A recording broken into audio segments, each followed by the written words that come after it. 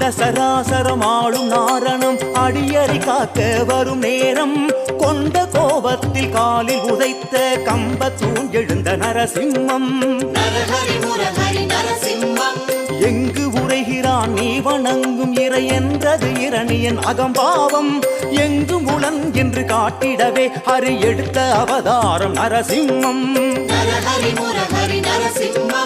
மனிதனின் குணம் மிருகத்தனமானால் தடுக்க முடியுமோ விதியின் பலம்? மனிதனகமாக மிருகம் அறிவாக விளக்கி சொன்னது நரசிங்கம். புனித திருநாமம் புரிந்து சொன்னாலும் காதில் கேட்டாலும் சுபயோகம். கருணை கடலான காருண்யவாரி சென்னியில் வைக்குமே சடகோபம். நாராயண ஹரி நாராயண ஹரி நாராயண ஹரி நரஹரி முரஹரி.